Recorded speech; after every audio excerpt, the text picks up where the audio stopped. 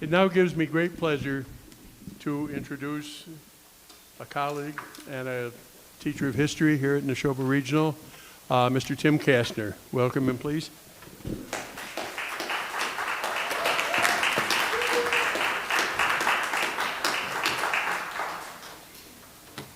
Good evening.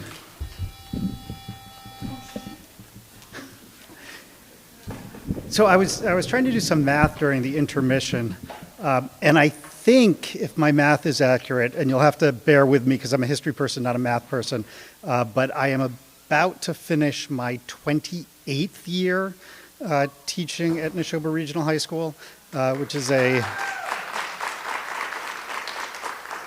little bit of a time, and most of that time I've been at least among one of the AP US History teachers, and this will be my 25th year of kids taking the AP US History test. So a lot of different generations of students, and in some ways of looking at history and understanding it. So a couple of things as we're getting started. A lot of this comes from research that I did back about 12 or 13 years ago, when I had an opportunity to have a sabbatical leave from my teaching position. And as I was entering into my sabbatical leave, there were a couple of very interesting events that took place. Sorry, I'll get my date here in a second. Yes, it's in June of 2013. So the first of these is illustrated in the picture that you see in front of us. This was a parade to memorialize I believe it was the 275th anniversary of Bolton seceding from Lancaster to become an independent community. And what's interesting is, you know, most of you, I'm sure, have been to small town parades. Some of you may have been at this particular one. My friend Joel Bates, who is currently the principal over at Florence Sawyer, was the MC for the occasion. And in the middle of the street, in the middle of the parade, by the way, I was there because my daughter was performing in the Nashoba band. The marching band is part of this. There walked Medicom, just walking down the street of Bolton. Looked like he was about 15 feet tall or so. And I'm not sure that Mr. Bates knew quite what to make of it. And of course, he's the MC, so he has to say something. And he said, well, it's a good thing the real King Philip wasn't that big, or we would have lost the war. Which is one of those interesting statements that if you start parsing it a little bit, becomes kind of complicated. You mean white settlement in New England would have ceased? Native Americans would have taken back control of all of this area? Because that, in some ways, is what losing the war would have meant. And so I'll have a few more things to say about this in a second. But first, Dave was talking earlier about this idea of family and music families and drama families. And one of the things that families have are stories. And those stories are actually part of how we make sense of the world that we live in. So I'm going to share a couple of quotations with you that I really enjoy. The first one is from a Scottish moral philosopher by the name of Alistair MacIntyre from his book entitled After Virtue. He says, I can only answer the question, what am I to do, if I can answer the prior question of what story or stories do I find myself a part? And then in a similar vein, Wendell Berry, by the way, that's not a picture of Wendell Berry there, just in case there's any confusion. Wendell Berry said, the significance And ultimately, the quality of the work we do is determined by our understanding of the story in which we are taking part. Stories are essential for understanding who we are, and since I can't just be quoting from a bunch of relatively old white guys, I will include a quotation from Lisa Brooks, who actually gave a presentation in this very auditorium probably about 8 or 9 years ago on her then brand new book, Our Beloved Kin, which is really probably the preeminent current history book on King Philip's War. And so if you're interested in that, I would very much recommend it to you. But she says, using an Algonquian word to start out, Ojmawogan, or history, is not an object that can be contained or a subject we can master, but is rather the collective activity of telling or relating a story that belongs to the common pot. And for Professor Brooks, the common pot would reference the Native American name for New England. And so this is part of how we make sense of things that have happened. Well, now back to our friend Metacom. I was able to use the magic of modern technology to blow up the picture a little bit, because part of what you could not necessarily see from a broader angle was that Metacom appeared to be carrying a tomahawk in one hand and a scalp in the other. And so again, like, you know, different, as Mark said, different generations of people make sense of these things in different ways. But for me, at least, that seemed very unusual to have in the middle of a parade, just a few rows ahead of the nice little brownies marching down the street in their uniforms and their pretty flags and things like that. A few weeks prior to that, there was the commencement at Nashoba Regional High School, which I was proud enough to attend that year. And Alex Oblofsky, from Bolton, by the way, who was that year's valedictorian, decided to take advantage of his valedictory speech to challenge the community about why it was that we had the chieftain as our mascot, what Native American group we had asked permission to do that sort of thing, and why we were continuing what I think from Alex's perspective was a culturally backward practice. It's interesting, his actual comments did not get a lot of media attention. I think I looked at 4 or 5 different newspaper accounts, and only the intrepid writing of the Stowe Independent carried the fact that Alex had even made this comment. I remember the bulk of the people who were discussing it at the time were certainly very upset with Alex. This is not the type of thing you should bring up in a celebration of a graduation. Alex later told me that there was much social media abuzz about that, much of it questioning his sexual orientation, because why else would someone say something like that? And so it raised this question for me of how is it that, well, first of all, what is the history of English and Native American relations in this area? And then how is it that we choose to remember, or in many cases, forget that legacy? And so I'm going to be jumping around a little bit time-wise. I have some images that are so fun I can't possibly not share them with you, courtesy, of course, of the Thayer Memorial Library in Lancaster, Massachusetts.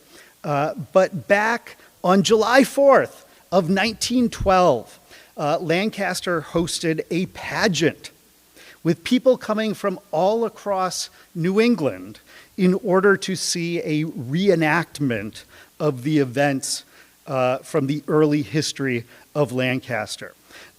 And so here we see back in 1643, the chieftain of the Nashoba, Shawanon, signing the deed to establish the new town of Lancaster, although it would not be formed immediately. And so a little bit of the backstory here. In 1643, Shawanon traveled to Watertown. By the way, just as Lancaster was much larger back then, Watertown was much larger back then, and invited Thomas King to establish a trucking house.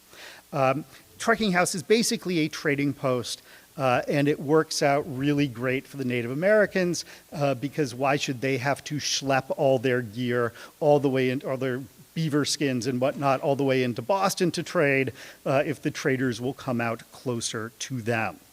And so at that time, there was an 80 square mile deed that was agreed to for 20 English pounds.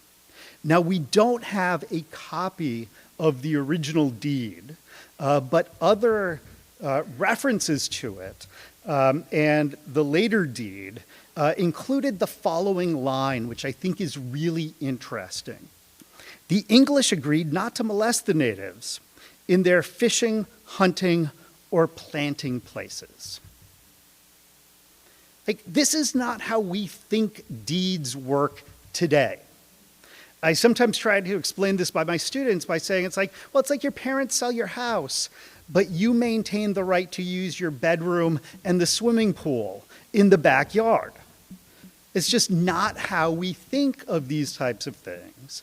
But it was exactly how the Native Americans thought of it.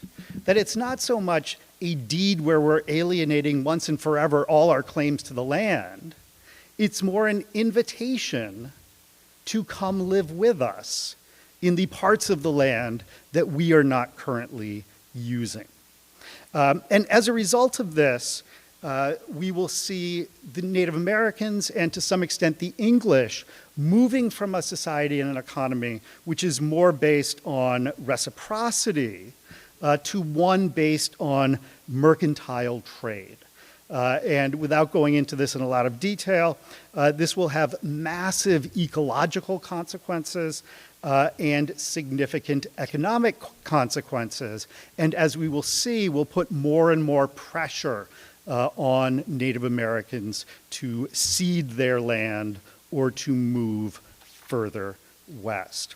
Now, Mark mentioned a number of these towns here, but I have a nice map if you want to check some of these out. My brand new clicker actually has a laser pointer that works. So he described most of these, but you can see Sterling, Leominster up here, Lancaster, Harvard, Bolton, Hudson. Actually, I should point this out here. This stretch here was already given to Marlborough, and so like Lancaster did not get that part, which they were supposed to have gotten. But you can see there the different towns and when they broke away from the so-called mother town, Lancaster. And then this is a picture of the historical marker, which is located along Goss Lane. And it says, in the field near this spot was the trucking house of Thomas King and Henry Simons, the first building built by white men in the Nashoba Valley, 1643. And so I used a little bit of camera magic and blew up the size of the historical symbol so that you could, or sign, so you could see it better, but that includes a view of what you would see in the background if you traveled there today. And then another image, which always confuses me a little bit because north is to the right, and not towards the top. So you might have to like mentally rotate this 90 degrees in your head if you're trying to like figure out where various things are. This is, by the way, from the Lancaster Historical Society's official Lancaster coloring book. So I don't know if that's still available, but if any of you are interested, you could check with the historical. It is still available? Okay, it is still available, so you can still get that if you are interested. And so you can see George Hill, you can see the first trucking house there, the site of the Rowlandson Garrison, the site of the Nashoba Village in what's now considered Bolton Flats, the first meeting house, etc. The road to Concord, which to some extent is 117, the road to Groton, which to some extent is 110, and then, I'm sorry, that's 70 there. I was temporarily confused. And then you can see the old road to Leominster, etc. The year after this, in 1643, Shawanon and other Nipmuc and Massachusetts sachems, and I'm reading directly a quotation from the documents here, placed themselves, their subjects, and their lands under the jurisdiction of the English colony to be governed and protected by them according to their just laws and orders, so far as we shall be made capable of understanding them. And then John Winthrop comments, the natives took leave and went away very joyful. I call this a declaration of dependence. And there's a couple of things going on here. One, especially for the Massachusetts, they had been brutally wiped out by the virgin soil epidemics and were only a fraction of the number of people that they had been. It was becoming more and more complicated for them to hold on to their land. And for the Nipmuc especially, they had some traditional enemies to the west, the Mohawk, and they see this as forging a military alliance with the Mohawk, against the Mohawk, in case there are issues in the future. So if they're like, hey, if the English are going to be here anyways, at least if they can be our military allies, then that will work out wonderfully for everyone, or maybe not. We will see. So a couple other background type information. John Eliot, as many of you are probably aware, was the first significant missionary to Algonquian Indians. He has the Bible translated into Massachusetts, and that becomes the first book published in the Mass Bay colony. And he begins to establish praying towns, the first of which is the current day community of Natick, Massachusetts. And there will later be a community incorporated at Nashoba, which I believe was centered pretty close to where Indian Hill Music used to be before they moved to Groton. And so they had moved to that place. In 1645, the legislature of the Massachusetts colony passed a series of laws, and I actually have to make a little bit of a confession about this, because probably 20 or so years ago, I was at a program at Plymouth Plantation that, by the way, was sponsored by the National Endowment for the Humanities. And we got some lectures from Native American historians, and one of them started talking about these laws that had been passed. And I'm sort of sitting there, I'm like, well, I've taken a lot of history courses. I know a lot about colonial New England.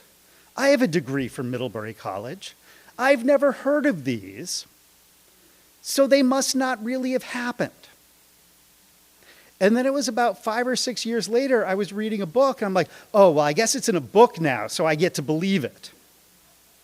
Which, in a sense, shows us the ways that sometimes uncomfortable facts or uncomfortable truths, we just sort of wish them away without actually really encountering. And it's kind of embarrassing that I would just so quickly reject the words of a Native American historian without even sort of researching it.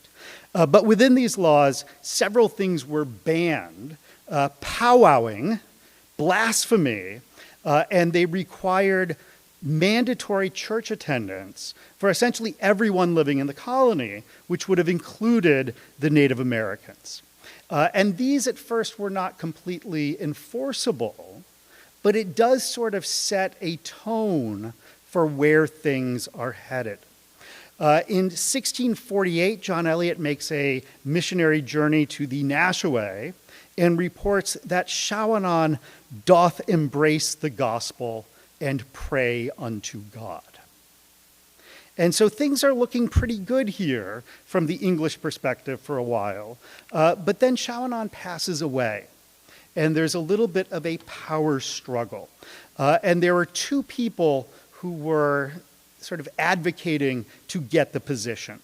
One was someone by the name of Shoshanim, who is referred to in the documents by the English as Sagamore Sam, and they describe him as being drunken, morally corrupt, and unfriendly. The other claimant was Matthew. The records don't even give us his Native American name, and he was described as friendly and a possible convert to Christianity. Now, obviously, if such an important change is going to be happening in the leadership of the natives living nearby, you can't just allow them to make all of their choices unassisted, can you? And so John Eliot, along with Increase Nowell, go by way of persuasion and counsel, not by compulsion, to prevail with them for the choice of such a one as be most fit. Who do you think they chose? Matthew. And that's going to raise some issues and perhaps a very unhappy Shoshanim who felt that the English were sort of cheating him out of his position. And then as time goes on into the 1660s, early 1670s, relations between the English and natives get increasingly worse.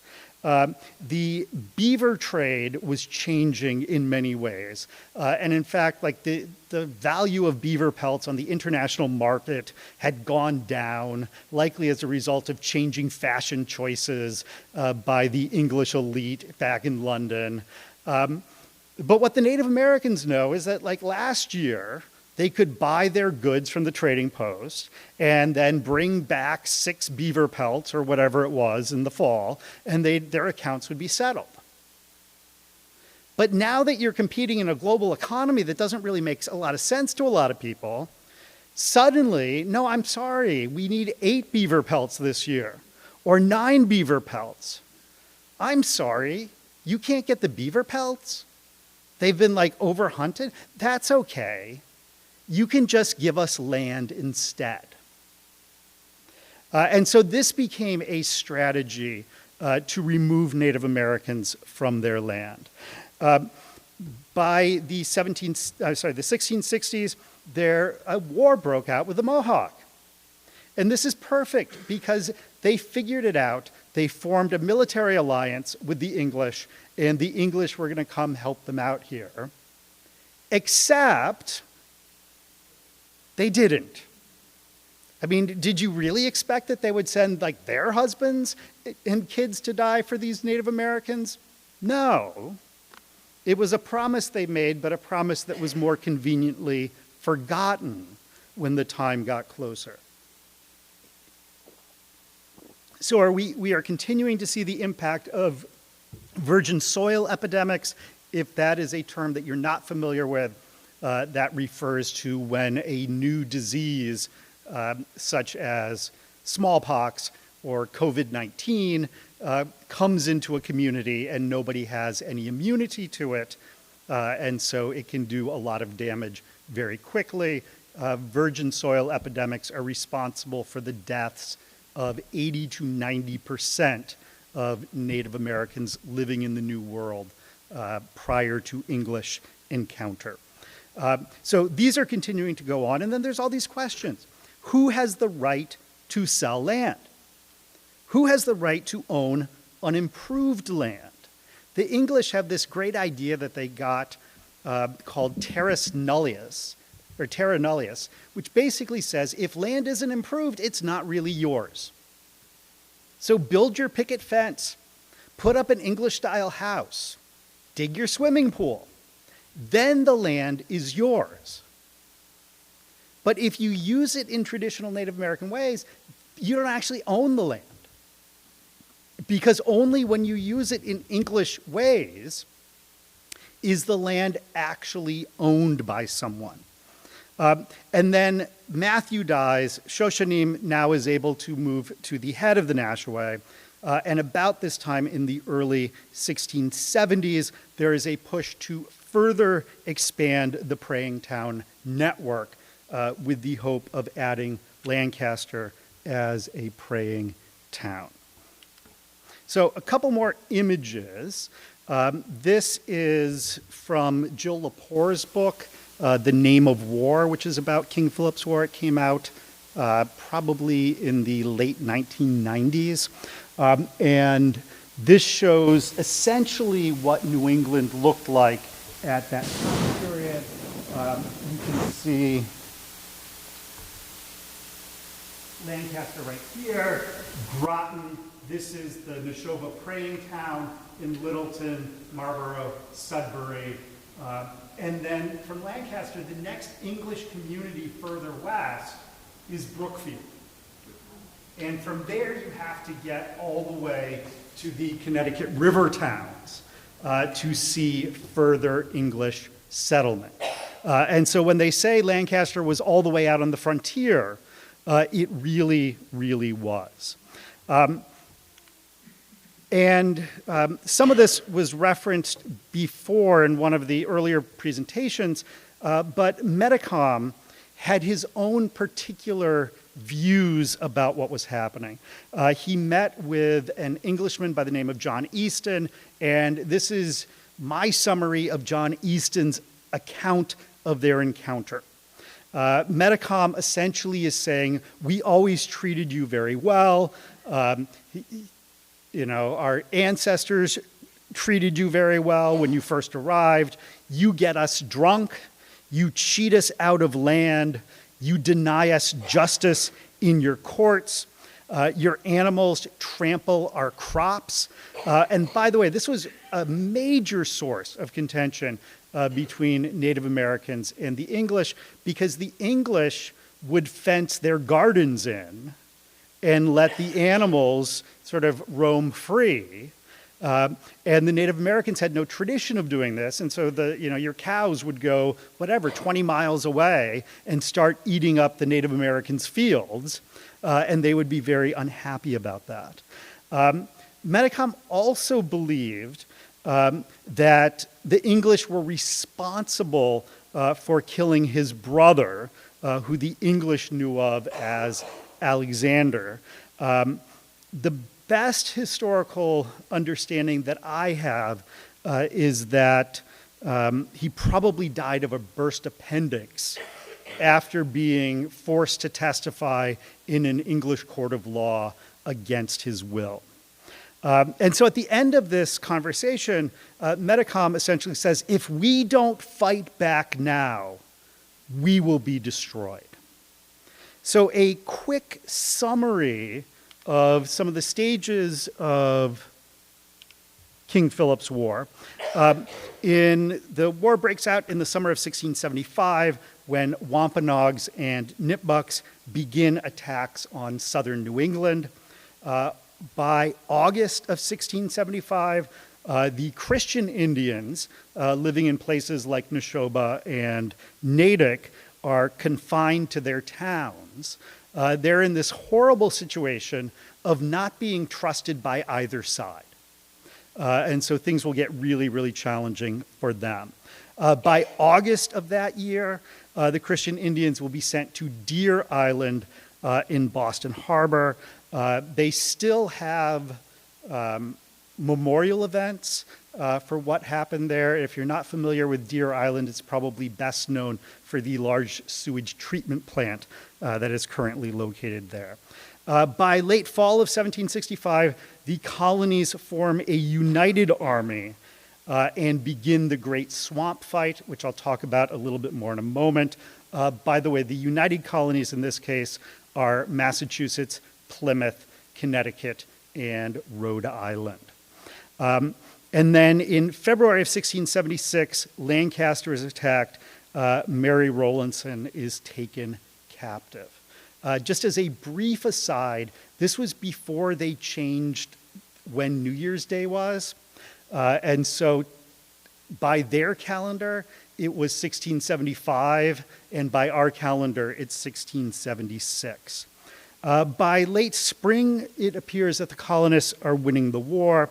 And in August of 1676, Philip is captured and executed. A little bit more on that in a moment. In 1677, skirmishes still continued on the main frontier. Now, one of the things that I just mentioned to you is something called, well, they called it the Great Swamp Fight, but it's usually referred to now as the Great Swamp Massacre. And at this point in the war, the Narragansetts had not yet gotten involved in the conflict. And so they were remaining neutral. But the English were convinced that the Narragansetts would get involved soon. And so they decided to launch a preemptive strike against the Narragansett village in the middle of winter. And so I've actually been to this place. It's really interesting.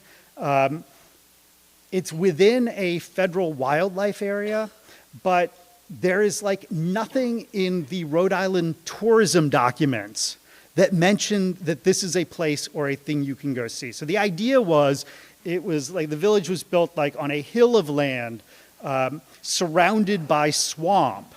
And so it would be very difficult to access for invaders or things like that.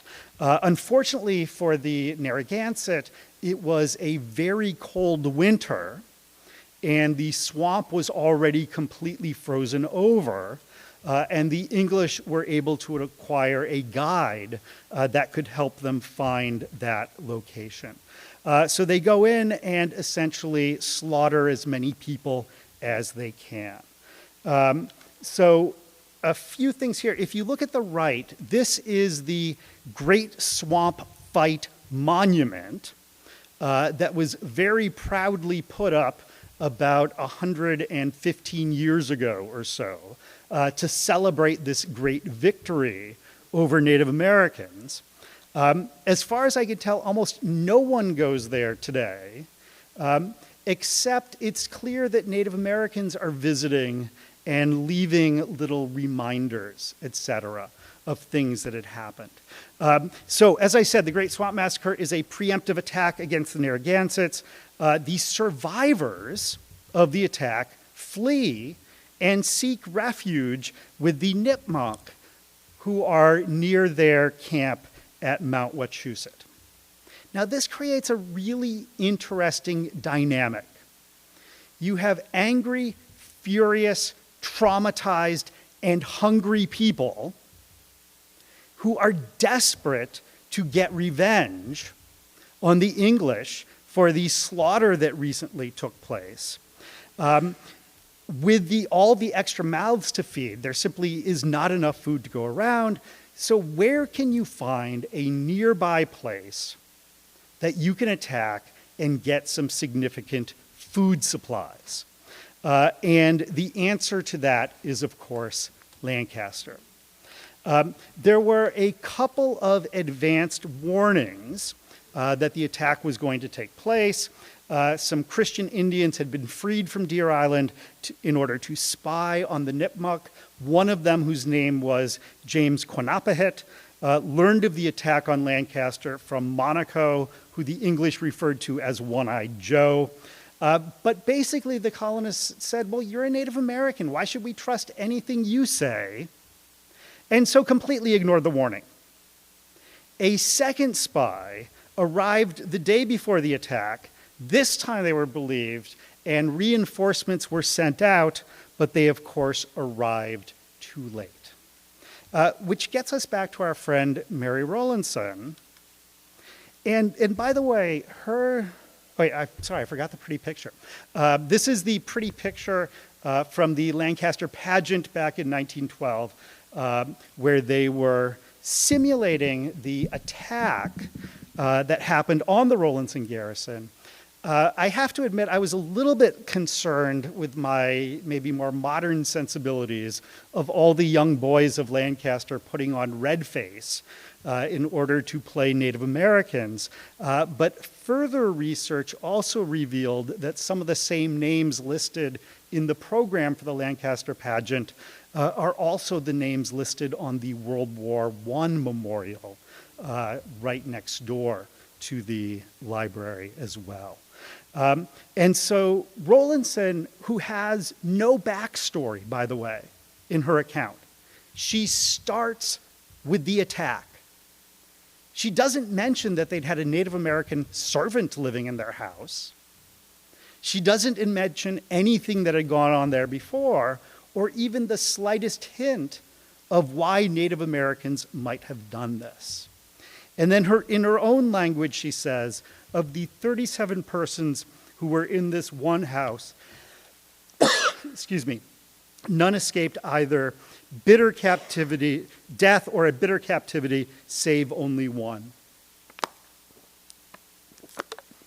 There were 12 killed, some shot, some stabbed with their spears, some knocked down with their hatchets. There was one who was clopped on the head with a hatchet and stripped naked, and yet was crawling up and down.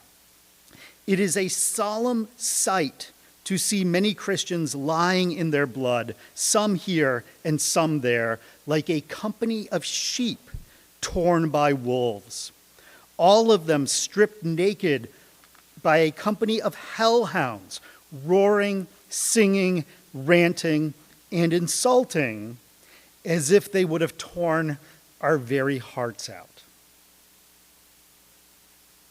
Again, no mention that all of this land 2 generations before had been completely Native American, or any of that context. And it's also interesting to note the particular language she uses of the innocent Christians attacked by wolves and hellhounds. And so it's a very, very simple sort of story of good versus evil, and the English are, of course, the good. Then Mary Rowlandson goes on her trek. This is a more modern map of Mary Rowlandson's removes. This was actually put together by Lisa Brooks and some of her students at Amherst College and is available online. But here you see all of the original native names preserved for the locations, Wachusett, Weshoakim, etc. And so you can see here the path that was taken crossing the Millers River along Route 2. They actually went up through what's now the Quabbin Reservoir before making their way up the Connecticut River and further north. By the way, Dr. Brooks has also pointed out that there appears to have been some intentional inaccuracies in Rowlandson's book to undercount the number of Native Americans that were living out there and to dismiss the level of civilization that they were living with, in order to further support the propaganda that only the English deserved this land. When I do this with my students, I want to make sure that I don't leave out our friends from Bolton and Stowe, even though Lancaster gets pride of place here. And there was an attack, during the same time there was the attack on Lancaster, there was an attack on the Wheeler garrison located on Wattaquadock Hill. And in that attack, Richard Wheeler, Jonas Fairbanks, and John Fairbanks were all killed. Matthew Boone, who lived near the modern-day Lake Boone, had fled to Sudbury, but decided to come back in order to get some of his possessions.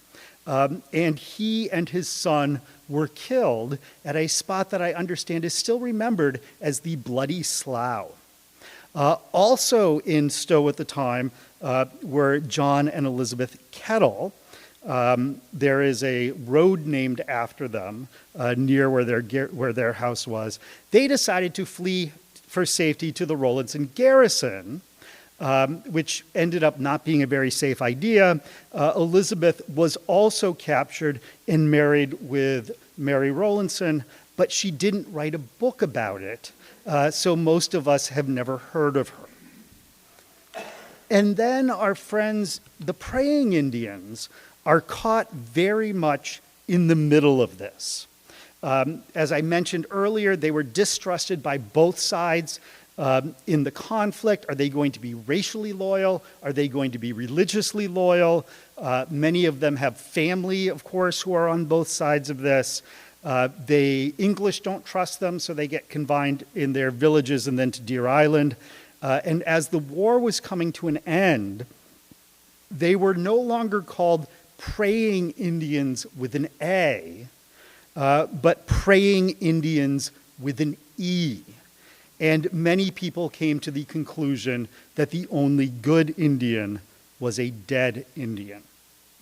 And so as the war was coming to a close, hostile Indians who surrendered after being promised amnesty, and friendly Christian Indians were captured for forced labor or sold into slavery.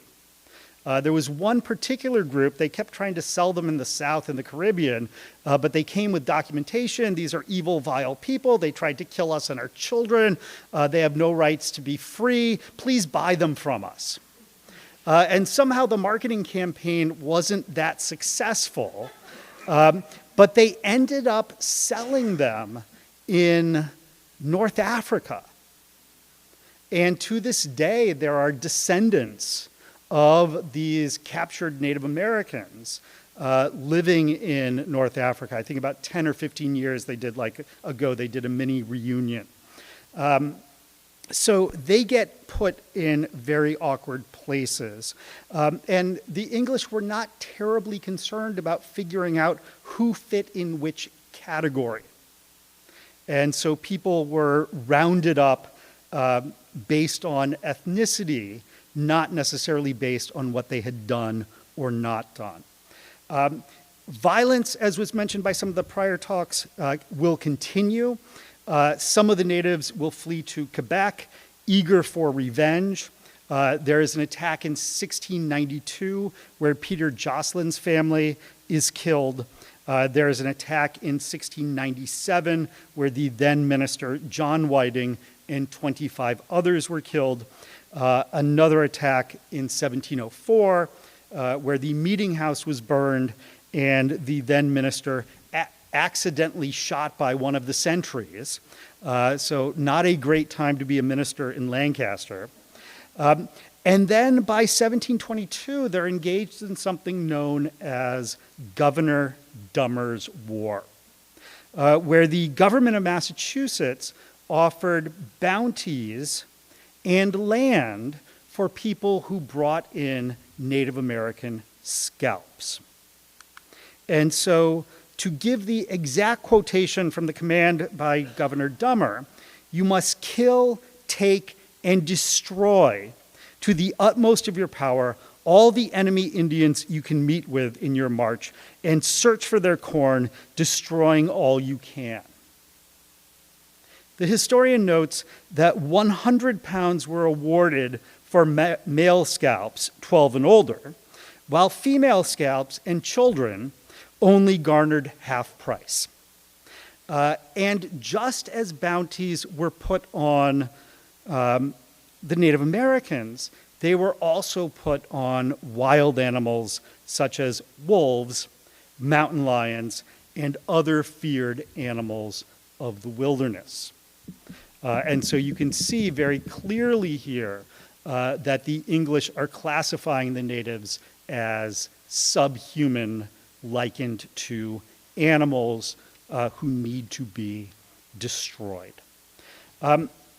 A few more thoughts, and then I will be wrapping up here. This is most of what I learned in my research about what had happened with King Philip's War in this area, but I was still thinking about this question of remembrance, mascots, and other things. So when I started working in this school district about 28 years ago, this was the seal of the Nashoba Regional School District. It's kind of an interesting seal. As you can see, there is a colonist standing right here next to a garrison house. The colonist is holding a musket, and the musket is pointed in the general direction of a Western-style teepee located across the river. If we want to be a little bit more aggressive about our critique of this, we can also notice that there are two mountains in the distance. And unless we're flipping the perspective, and this is somehow north and south Vaughan Hill, you look in that direction, of course, you get Mount Wachusett, but there is no twin peak with it. So there were some interesting things. This isn't the greatest image. I actually scanned this off Nashoba letterhead in order to include this in here. And then from the original yearbook, this is also a little bit tricky to see, but in some ways it's a little bit clearer. You can see the same image. And so Nashoba Regional High School District, Bolton, Lancaster, Stowe, Massachusetts, 1951. So there's this really strange thing in the history of the school district where the district was formed, but the high school didn't open for another 10 years. And it almost like fell apart in a variety of different ways, but that's a different story. So at least through iconography, this gives us some sense of what people were thinking in the 1950s. Soon after that seal was put together, Lancaster celebrated its 300th anniversary in 1953, and the local congressman, Phil Philbin, showed up to give some remarks on the occasion, and he had the following to say: "These early settlers dauntlessly faced the primitive dangers that lurked in this wilderness. They assiduously cleared the virgin forests and industriously tilled the rich soil of the lovely valley of the Nashoba River and its undulating hills and intervales. They endured the rigors and hardships of frontier life. They suffered bloody massacres by savage Indian tribes that inhabited the area. Their little village was sacked and burned several times, their meager possessions carried away, their wives, children, and neighbors slaughtered in cold blood or kidnapped by the merciless Indians and taken to remote places." Which kind of raises the question, if this is your view of Native Americans at the time, why would you choose Native Americans to represent you as a mascot? It also raises all sorts of interesting questions about how, if it's a wilderness that's virgin and untouched, there's people living there who can attack you. But we don't need to worry forever about those things. Another little item from the time period, I'm sorry, I forgot to advance to that slide. So you just had to listen to me saying it. Another item from that time period is the first Nashoba yearbook. And the first Nashoba yearbook was called Oteokwa. There was a longtime English teacher here who used to joke that Oteokwa was Mohawk for yearbook. and so that was the name. But as it originally says, the title for our yearbook has been adapted from the Mohawk Indian tribe. The word Otioqua means a group or body of persons forming a single fellowship. This title is appropriate, for we have indeed formed a strong fellowship at Nashoba Regional High School. Again, please don't notice the details that this is a Mohawk term, the very group that the English were supposed to help the Nipmuc fight against. I had an opportunity actually to interview two different chiefs of the Nipmuc. For those of you who recall the beginning of Pope Francis's time in office, it was almost the exact same time. The Pope had resigned. That's not supposed to happen. So there was like a living Pope who was the former Pope, and then the current Pope. Well, it was the same sort of way. So at that time, Walter Vickers had stepped down as chief, but he had some more time, so I was invited to go interview him. I asked him a bunch of questions, and his answers came down to a couple of different key ideas. Number one, I asked if the Nipmuc had any contact with descendants of the Nashoba. And his answer was not that he was aware of, and for all he knows, the Nashoba were completely wiped out, otherwise adopted into various tribes in Canada. He said that we should tell the truth about what happened, that we should be respectful, that having mascots like Redskins or Redmen was clearly offensive, but he personally did not have any objection to mascots like chieftains, warriors, or tomahawks. And he said that it was important that we remembered the whole story of what happened. Later, I was able to have an email exchange with the current chief of the Nipmuc Nation, who is still the chief to this day, Cheryl Tony Holly, and her statement was, "We do not support Native mascots. We are people, not characters or historic figures. We do not believe that Native mascots honor us in any way." Towards the end of my sabbatical, I had the opportunity to go exploring in Rhode Island. I think my excuse actually was I had to take my oldest daughter to URI for some sort of music event, although I don't remember exactly what it was. And so in addition to visiting the site of the Great Swamp Fight, I also was able to visit a place in Bristol overlooking Mount Hope Bay, which is in land that at least then was owned by Brown University, and it's referred to as Metacom's seat. And it actually has this gorgeous view, although kind of ruined by a large power plant, but a gorgeous view overlooking the surrounding countryside and the water, etc. And so when I went there, you could see the seat. It's sort of like a natural seat. A natural seat in the stone right there. It was clear that the seat had been visited by natives who had left a number of things, including pine branches, braided sweetgrass, shells, etc. And then being someone who doesn't always like following the rules, I started pushing a little bit off the path there, and I found a cedar swamp. Cedar swamps were, of course, sacred ground for Native Americans. But within this particular cedar swamp, and I'm sure many of you will know these wondrous pests and invasive species because they're all around us killing our trees, but we can see oriental bittersweet vines climbing up the cedar trees and killing them.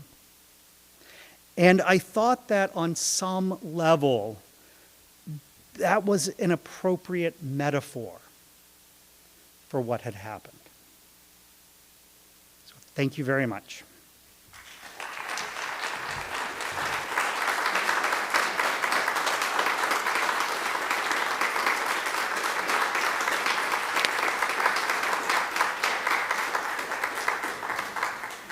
I have one more pretty picture.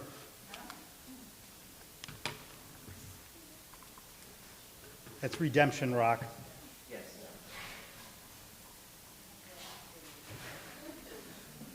So thank you, all of you, very much for coming, and I hope you have a wonderful evening.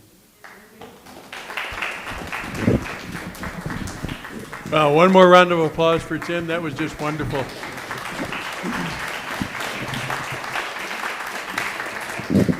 Well, we hope you've all enjoyed this wonderful evening of music and some wonderful talks and a lot of things that I think some of us knew something about, but certainly not the depth or the insight into some of this great stuff. We invite you to continue tomorrow night with music from the Good Soldier Schweik and the Devil and Daniel Webster, and then the wonderful concert on Sunday with the premiere of The Wolves of Nashoba. Thank you all for coming. Pleasure to see you.